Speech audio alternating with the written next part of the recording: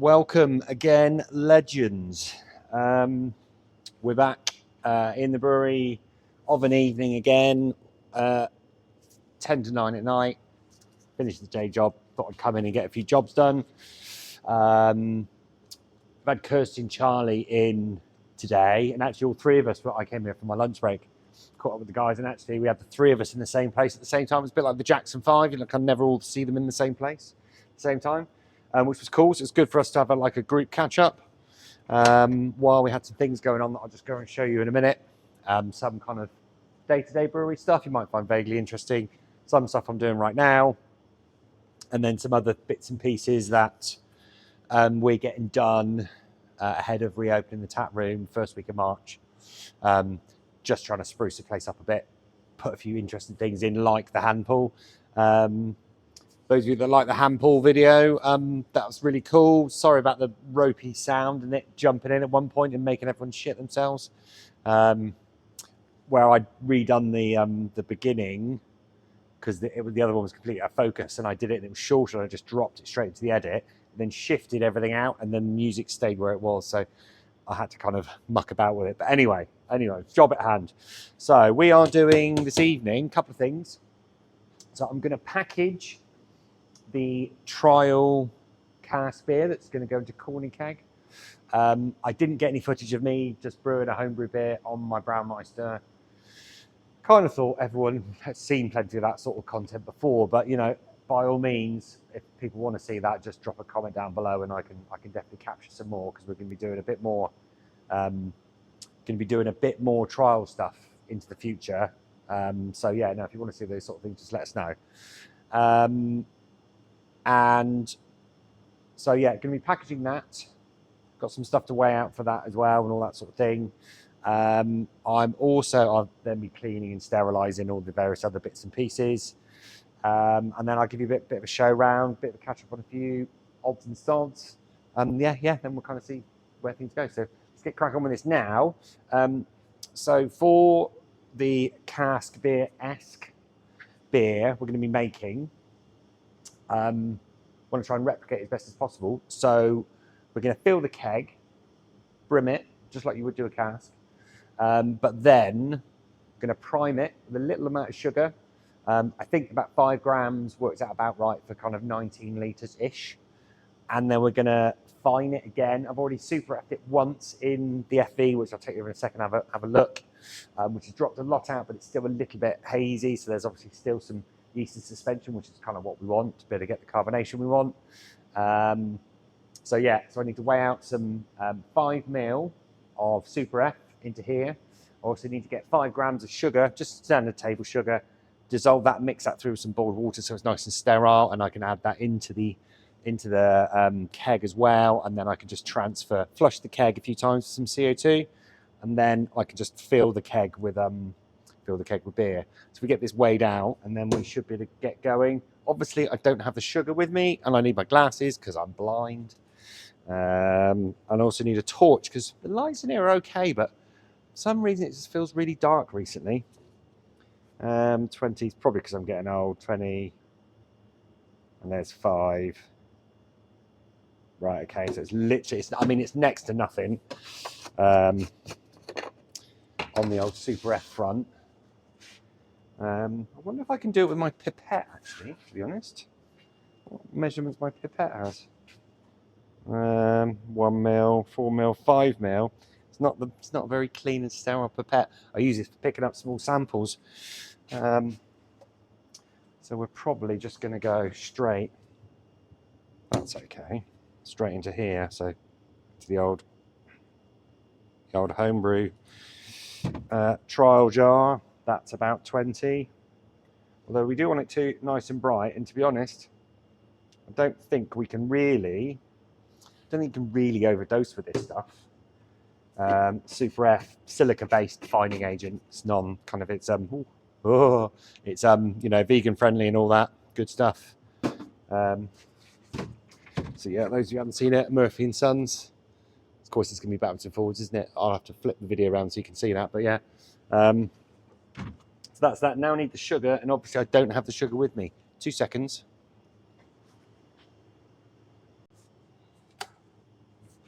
So yeah, just zero that. It's just straight up table sugar, I reckon, will do the job.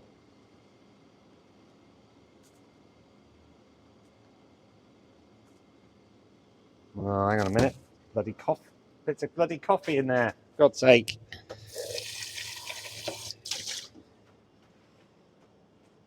That's no good, is it? I hate that when people put like dirty coffee spoons in bags of sugar. You've already got the sugar in a bowl for, in a dishy bowl thing for. Right, anyway, let's get this back on there.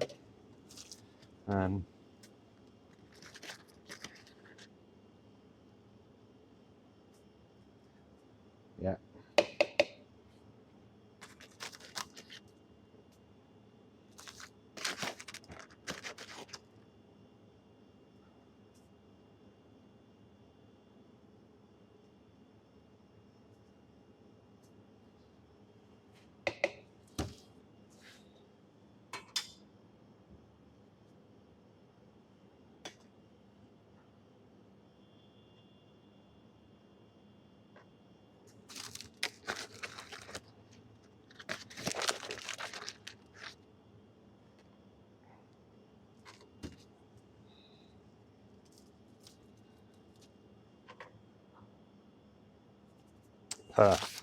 Perfecto. I don't even have sugar in my coffee. I don't know why we've really got it, to be honest. There we go. Right, let's get some freshly boiled water. Let's get that good and dissolved. So yeah, just not much, just enough. Just fully dissolved in there. Obviously that's going to cool down like hell, but that's nice and sterile. Got our finings in there as well. Make sure that's the right amount, actually. I might add a little bit more.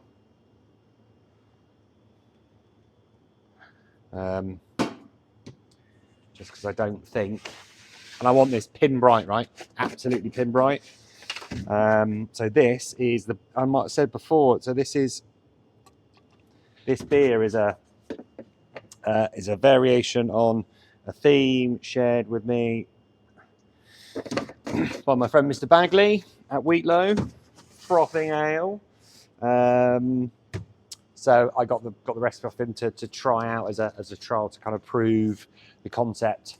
I even had some little badges made up because he does. So I thought, well, why the hell shouldn't I? Do you want to see them? Hang on, I'll show you. So I have these printed up.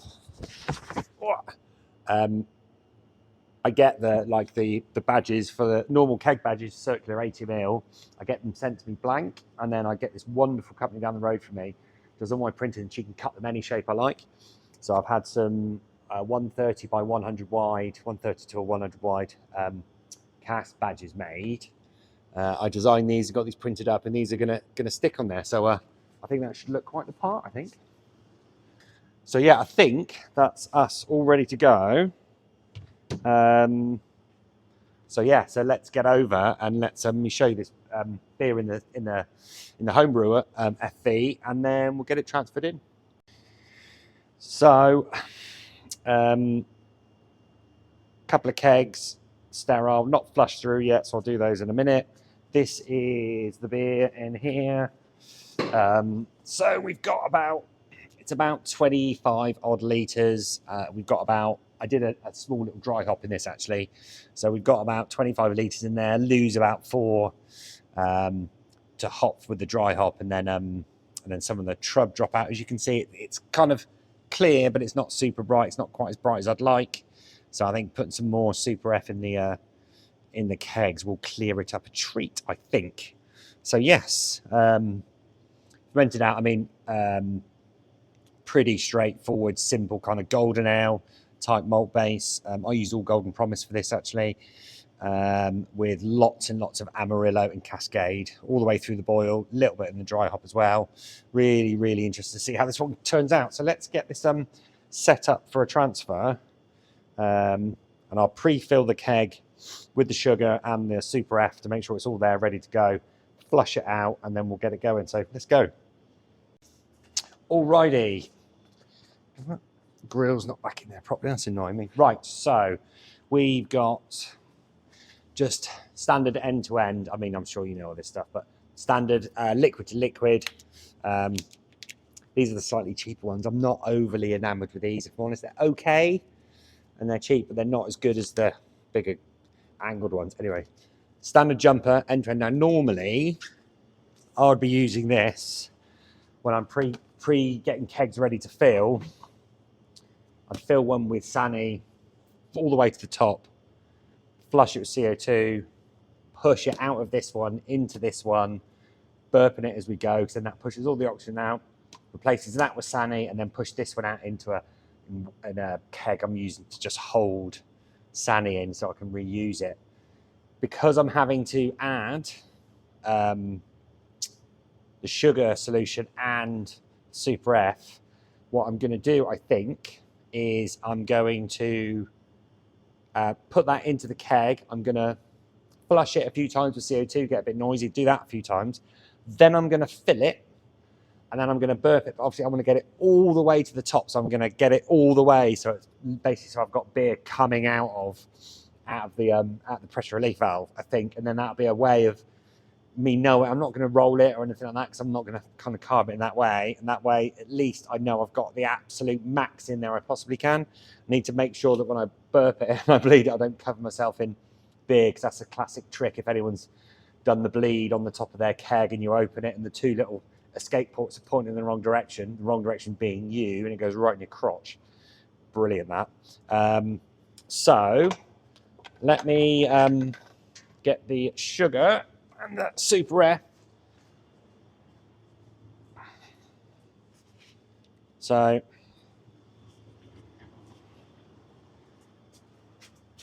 we're going to get these in here. I'm going to go for use the tall keg, I think, in this instance. Same volume, we'll shorten the tall, but doesn't really matter. So that's our sugar solution in. And then that's our Super F in. Good healthy dose. So get that the right way around, hopefully. And that will seal. So I'm going to give this a flush with some CO2. And I don't have a gas attachment on here. No. Okay, let's get a gas attachment. Never have anything to hand, do you, in the brewery when you need it? Gas attachment being a red. That's a little. What I do like with having a brewery is you make sure you've got like lots of everything. So I've got like a tray full of like keg disconnects and stuff like that. So you can just go along and just pick yourself one up. Got to have the discipline to put it back afterwards and all that sort of stuff. But just having plenty of stuff around is good. You're not constantly robbing and hunting for stuff all the time. So that's in. Let it pressurize all the way up. Obviously, I've got some really big gas bottles here, so I'm really lucky like that. And then slowly bleed it out.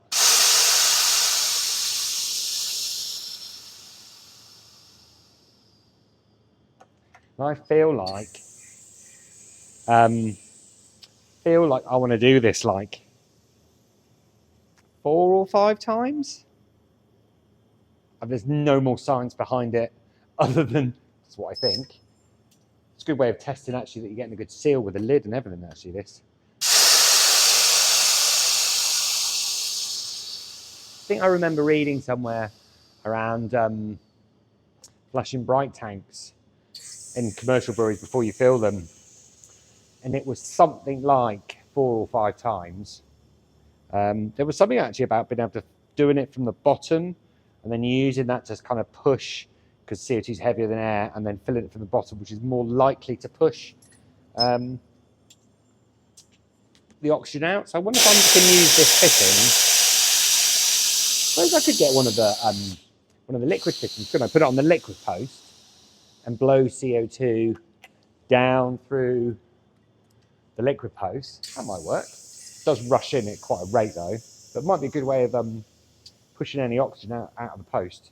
because I'm just a bit paranoid about oxygenating it, the beer as it goes in, because obviously I'm not doing it in a true oxygen-free environment. I'm kind of relying on the yeast doing its thing. I've got ALDC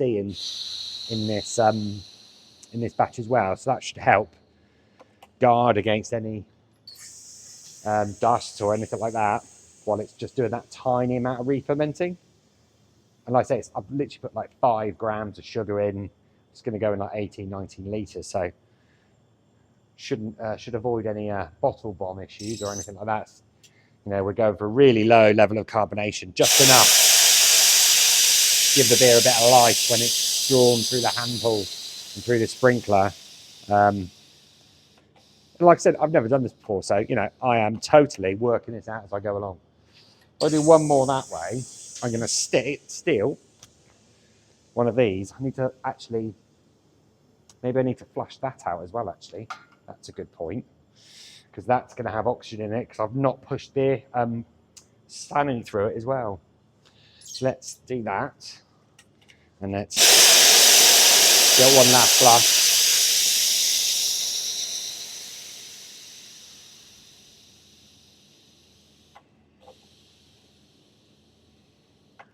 And then I'm going to take that off. I'm going to put the gas one on. I'm going to put it on the liquid outpost.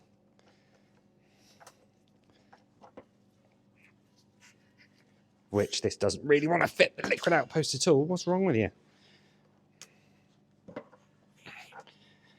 Is that going to even on there properly? It is. And then, yeah, do one that way. Why not? Got nothing to lose. It can only help, is my view. And what I could do actually is I could have a little bit of pressure in the keg as well when I come to start the transfer.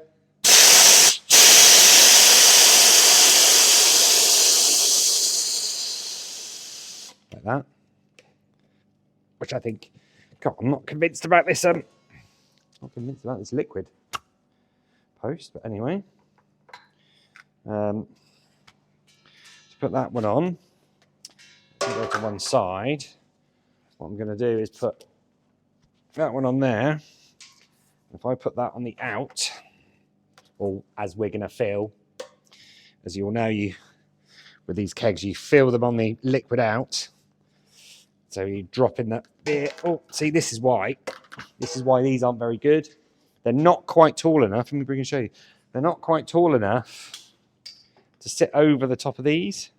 So facing in this way or that way, it's a bit of a nightmare. Well, I'm not a massive fan. Anyway, so if I put it on that post, if I can give this little pressure with my finger, that should definitely help flush out the line. If you push the pin in the middle of these things, you're actually actuating it. So if you've got some gas in there, it'll help flush the line out. Right, so there's that. Kind of ready to go, really. If I pop that on there, let's get a bit of gas, not very much. Oh, release the lock nut.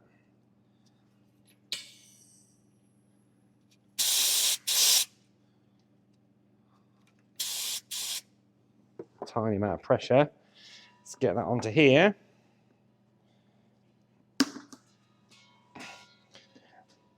There you go.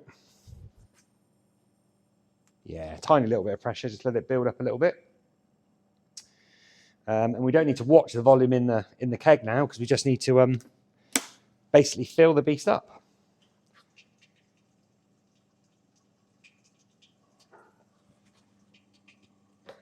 Do you know, one thing I think I've realised has gone on here is the ports are around the wrong way. Yeah, there you go. Ports are been put in around the wrong way, so the in's the out and the out's the in. I could hear it splashing when it was landing, which is not ideal. Right, now we're underway. I'll just pick you up and show you what's happening. So as you can see, got the CO2 reg nice and low. Don't need loads of pressure. It's pushing gas into the top of the FV. There's the floating dip tube around here. If you're not sure about what FV this is, look up the Hod's been buying stuff again, because you'll see the assembly and review of all this stuff. So yeah, floating dip tube, pushing it out the tube, through here, the line, into the keg, and then I'm watching it, and then as this starts to slow, so this is classic counter pressure filling, as it slows, I then give it a burp and relieves that built up pressure. We're going to keep doing this till this fills, until that's full up. So just while that's transferring, I'll show you a couple of things we've been getting on with, or Charlie's been doing a great job with in the shutdown, and a couple of things we're kind of trying to get ready, have a few kind of new or different things in the tap room. So let me just flick around a sec. So one of the things Charlie's been doing is painting all of this back wall, and we're going to have a nice big Maverick logo up there. And we've got some other designs and stuff to go around the side. Just kind of, because that was all just grey block before and it was a bit dull and stuff. So that should be quite kind of interesting and exciting. The other thing as well is actually we've been repainting a lot of the walls, getting some of the paint actually going more up to around the edges. And then we've also got some murals that Charlie's been working on based on some of our most popular beers. So this one here, when it's finished, is going to be drawing pictures of mountaintops. So you can see the mountaintops and the clouds and stuff, all matched with the colour and stuff all around the door. So Charlie's going to be doing that. This one's big in yellow. I'll let you have a think about what that one might be. And then across here, so we've got some big full height orange, which is going to be following along with another one of our beers, as well as full height colours. I've got no idea what's going on with this camera. There we go. Some more colours along here, and there's going to be some more designs happening in here. And then we've got some stuff going on in the toilets as well. Just from a painting and aesthetic perspective. I mean, admittedly, the place is a bit of a tip at the moment, but you know, you've got to break a few eggs to make an omelette, right? So, and then the other thing as well is we did have this one sofa here in the corner with a bench that we inherited. What we actually decided what we want to do is make this a bit of a snug area inside for when we are inside. So good old Facebook Marketplace has come through. I've got us another big comfy sofa for free because, you know, we're going to put a throw over it, and it's, you know, it's actually more important that the thing's comfy. And that's going to be in the corner. That's going to be our little snug corner. We've got a new table to go in there as well. So that, and obviously the other big thing, obviously being the hand pull, which, yeah, we've got some other stuff that we're going to be doing with that, with doing some sneak peeks on Instagram about that one. We're going to be blackboarding all down the front, and we're going to use this as part of the way to kind of advertise the fact that we're doing cask beer in the tap room now as well. So yeah, all good. Oh, actually, yes, one of the other really important things, obviously, no, oh, there it is. There's a good one. No cask beer is perfect without one of these. Oh yes, proper pint, proper heavyweight dimple glasses. The only way to have a good pint of cask beer. I thought it was just worth shelling out for, really. Just, you know, if you're going to do it properly. So yeah, these will only be available for beers off the handle as well. So yeah, really excited for that. So that is pretty much absolutely bob on. I'm literally like a couple of millimeters off the yeast that's dropped out when I find this, and this is absolutely full to the brim. I was just bleeding it. Let me just shove. Well, I suppose you might want to see this. I'll show you this in a sec, but this is absolutely to the brim. When I was bleeding it, I was literally just getting beer come out the bleed holes, and that's pretty much bob on. So that's really useful to know batch size wise in future. There is a bit of a dry hop in this, only like 80 grams, I think, in like 25 litres, which for me, for big hop bombs, is nothing. There's loads of Cascade and Amarillo through the bore and a bit of a hop stand and stuff. So So yes, all packaged up. And I mean, that is absolutely, there is no sloshing about it going on in there at all. So we give it a little bit of a turn, just to give that lovely sugar and super F a chance to mix through, although I'm sure it has. That should then start to drop out. And we should, hopefully, in a week's time, have something to test out, which is going to be quite exciting. So yeah, there you go. I mean, I'll show you what's in here. I'll take the gas off of here, actually. The gas fitting off of there.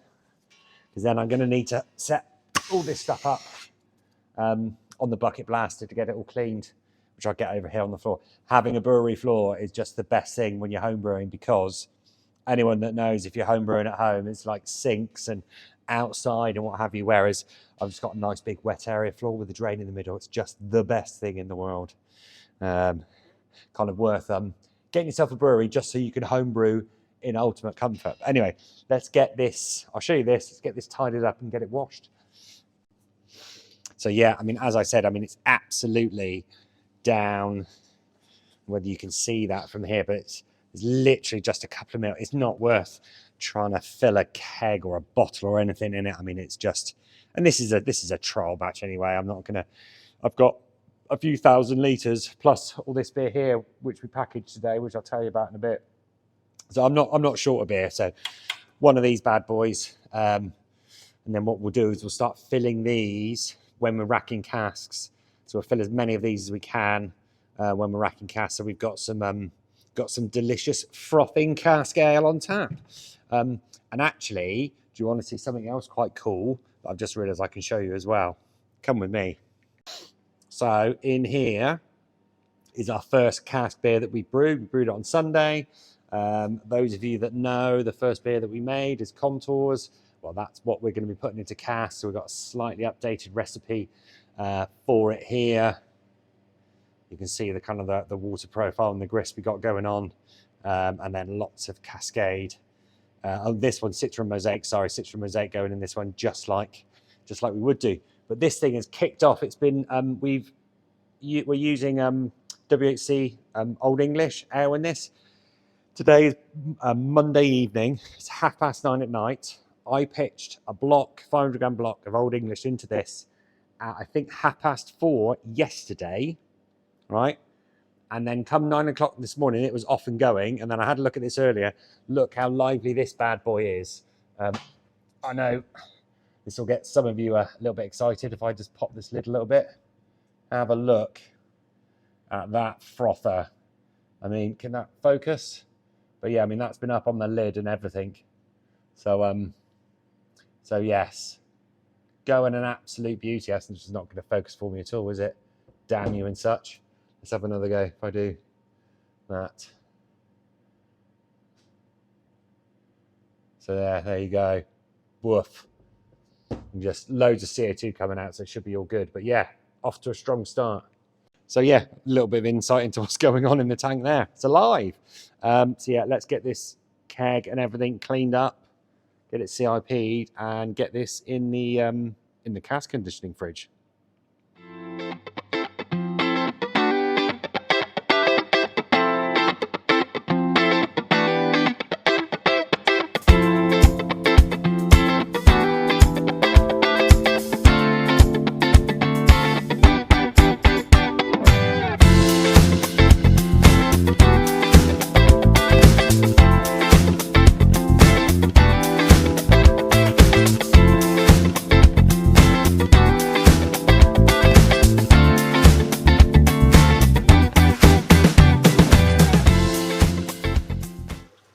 And obviously, there you go. Everyone knows, well, if you don't know a bucket blaster, great little idea. Wish I'd thought of it. Just a great little thing to have for just cleaning your FEs and your cordy kegs. Just saves sticking your hand inside and scrubbing around. Oh, hello, camera. What are you doing? So yeah, working a treat as usual. I've actually opened up the hole on mine a little bit, and actually by accident ended up with this quite handy little side kind of quest thing going on here, which is quite good. I just give the older FE a rotate every now and then, and it works really nicely on the scum line. This occurred purely by accident, no doing by me whatsoever. But, you know, I've actually got a rotating spray ball for this as well, but the pump isn't quite strong enough to go up into here. I have noticed that I've been able to find on the interweb a replacement pump, same spec, but higher flow rate.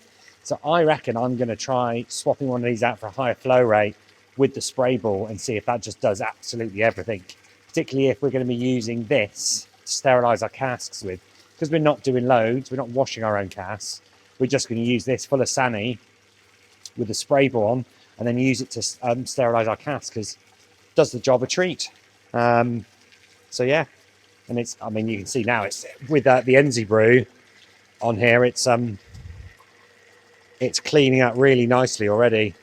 Although there was nothing in here because I kept the valve closed the whole time, but yeah. And what I have done, the other thing I have done here is I use the transfer line. I've swapped out the line inside for the transfer line, so that's now getting blown through, so that gets a good clean as well. That's always been a thing I've struggled with, is get my lines clean for transfers. So yeah, so while that's doing that, let's get that into the cask conditioning fridge.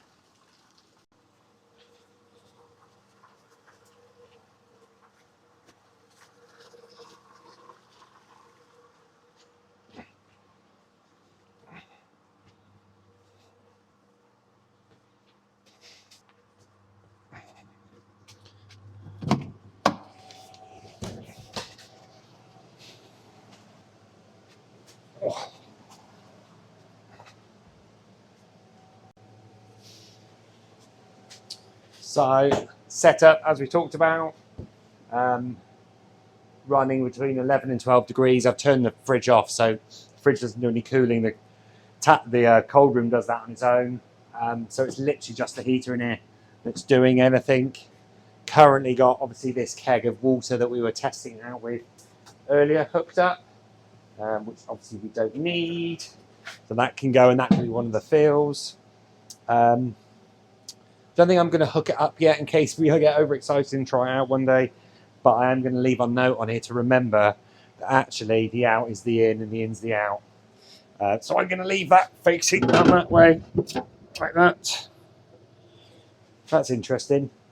That shelf, polycarbonate glass shelf, isn't that strong. Hadn't thought of that. So actually, I wouldn't want that shattering and this falling for the moment, but I might have to use this and maybe make a timber template. Hadn't thought about that. So the out's the in, the in's the out. That can go there. It's hooked up, ready to go. I'm going to leave that week, I reckon. Give it a week. So it's on a Monday. Maybe try on the weekend, see how impatient I am. And let's see what it's like. Can't wait. Good night. See you soon. Yeah, happy days. Well, I couldn't resist not trying out my new glasses. This is Disaster Pineapples on tap.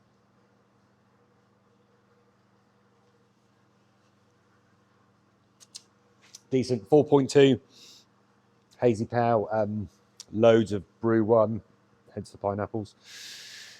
Like I said before, it was going to be called, the story behind this bit, it was going to be called How Do You Like Them Apples, or Them Pineapples. But what happened was, this is the first brew day Kirsty was trying to do on her own, and I was just going to work from here with my laptop on one of the tables, and it was just a catalogue of disasters for her. So it had no right in being a beer that even turned out anywhere near as good as it does. This is big and thick and juicy for like 4%. It's ridiculous, really. So yeah, it had no right to become a beer. So hence the reason why it's called Disaster Pineapple. So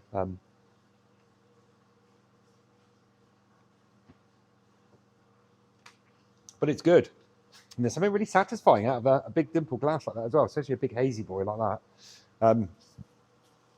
So today, back there, packaged by Kirsty, was a load of kegs that we've done for a beer for a local bar, Cassidy's, their 3rd birthday. They started within 6 months of us. They've supported us right from the beginning. Lovely couple. Just the loveliest people you'd ever meet. Run the most wonderful bar. We've got a permanent line there. Always taking our beer, which is great. So we did their 3rd birthday beer for them. Brief for this one was as much kind of juice and fruit as physically possible. So this is a 4%, might be 4.2, I need to remember, 4% pale. But we kind of experimented a little bit, and I put mango puree in to the FE while it's fermenting. 20 kilos of mango puree in 800 litres, I think it was, in the tank. So we put some maltodextrin in the boil as well to really get the body up. Mashed it nice and hot at like 68 degrees, might have even been 69. And then fermented it with saturated yeast. So we'd gone big, bold, loads of chloride. It's turned out quite good. Interesting thing I've noticed though is it's, because I mean, it's super fresh. It's like 2 and a bit weeks old. It has retained a bit of bitterness that I hadn't really designed into it. And I've been thinking about this.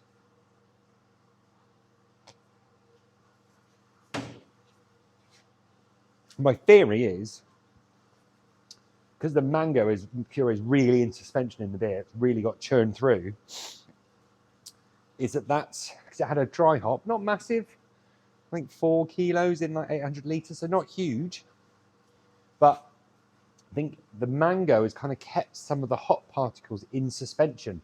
So the bitterness you're getting is actually bitterness from hop particles. So what I'm hoping is, after a bit of time, the hop particles would start to drop out a little bit in keg, and it would kind of chill out and maybe condition a little bit more. So that's what I'm hoping. I mean, it's perfectly fine as it is. It's a great beer, but it's not quite as that low bitterness that I was hoping I was going to get. So, but we'll just have to see. If anyone's got any experience with anything like that, I'd be really interested. Obviously, I've done fruited sours and all this sort of stuff, but that's the first time I've really put fruit into a beer, which I don't normally abide by. But in this instance, it kind of worked, I thought. So yeah, that FE's nearly clean. That's kind of most of the jobs for me done, really. Obviously that's fermenting away quite nicely. Just a quick little update, really, just to fill you in on a few bits and pieces, see what we're kind of up to.